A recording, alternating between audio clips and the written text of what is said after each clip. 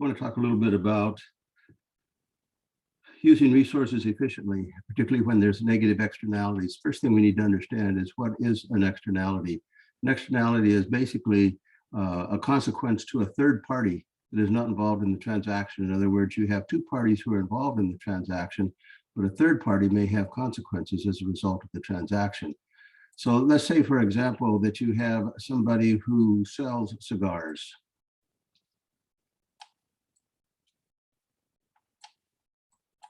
And let's say you have somebody who purchases the cigar. So those are the two parties in terms of the transaction. But as a result of that transaction between those two parties, there may be somebody who wasn't involved in the transaction who is the recipient of all of the cigar smokes that surrounds them. And if you don't like cigar smoke, that is a negative externality. So you have two parties, one who sold, one who bought, and one who realized the consequences. So there can also be positive externalities. For example, I live in a neighborhood, and in my neighborhood, the lots are big enough that people have yards around. And so if the people around me, in terms of taking care of their yards, if they have trees and if they have pretty flowers, my house is benefited from everybody keeping up their yard well. So that would be what we refer to as a positive externality.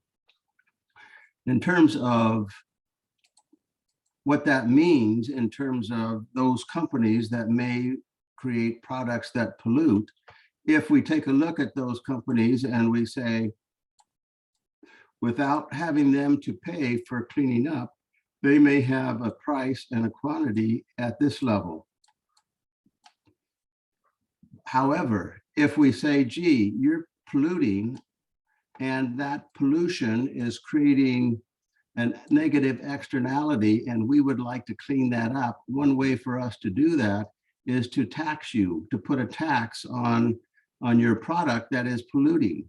By putting that tax on that product that is polluting, what will happen is that is an input cost. And so the cost of the tax will shift the supply curve to the left. And look what happens when that supply curve shifts to the left. If you have an initial equilibrium quantity at this level, and then you tax it in order to be able to use that money to clean everything up, now take a look at what happens to that quantity. The quantity is diminished. And so we say that before the tax, there was an over-allocation of resources. And then after the tax, now there's fewer resources that are flowing into making that product.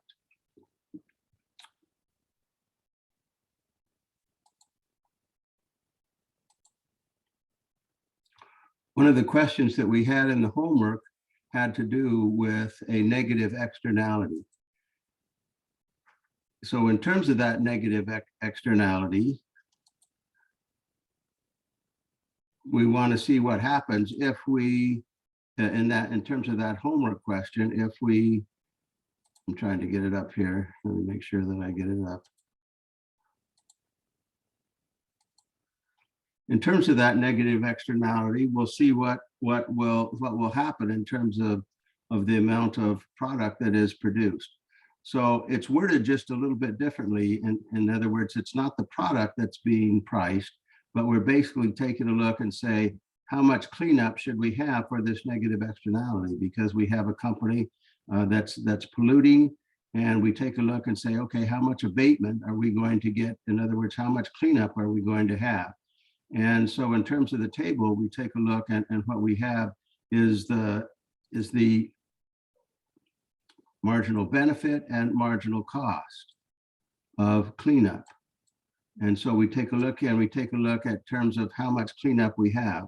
So at 700 tons, with the marginal cost is high relative to the benefit. And as you take a look and go down and you say, gee, at 200 tons of cleanup, the marginal cost is low relative to the benefit. But keep in mind that you only have 200 tons of cleanup. In terms of society, what we would rather have is more cleanup than less cleanup. And so now we say, where is it likely to happen? And it's likely to happen at 500 tons, because there the marginal cost is 40, the marginal benefit to society is 40. So and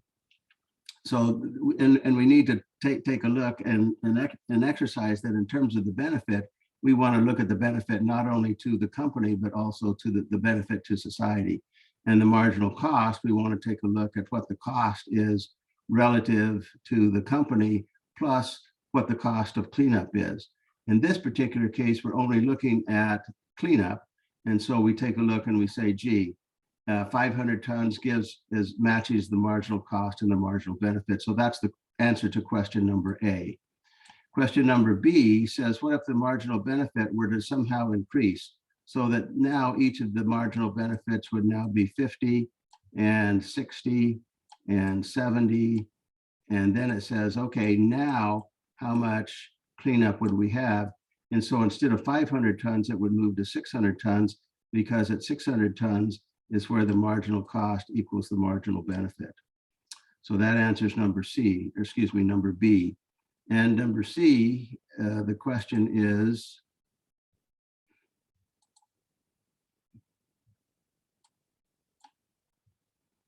trying to get to my mouse again here. And number C, the question is, what might cause the optimal level of pollution abatement to be 400 tons? So at 400 tons, we take a look and we say, what would happen at 400 tons? And we see that the marginal benefit is 60, the marginal cost is 20. So either the marginal cost will increase to get it up to 60, or the marginal benefit will decrease by 40 to get it down to 20. So the answer to there, if marginal cost increases by 40,000 or marginal benefit decreases by 40,000, or some combination of both, so that the marginal cost equals the marginal benefit. So that's the answer to C. And then we had and then you had an article to read, and let's just kind of get to the bottom line of that article. The article talks about a complaint that Maryland has about some of the states surrounding it. What is the main gist of their complaint? And that is that the pollution from other states is coming into Maryland and making their pollution a lot worse than it would be otherwise. And then down at the bottom, the last question is, the article says that Maryland was above that standard in Baltimore and a couple of other areas. They have to get below the standard by 2020 or they will be in trouble. So you won't find this answer directly in the article, but why would Maryland sue the Environmental Protection Agency over this? Said another way, why would they contest the EPA over this requirement? Basically, they would say that it is unfair to make them hold to this same standard when they're not producing all of the pollution in their state. In other words, the pollution in their state comes from other areas. So why are they being asked, why is their task to clean up all the pollution in their state when a lot of the pollution is coming from other states? All right, so that should take care of the homework question, and hopefully you gain some information about how to handle negative externalities.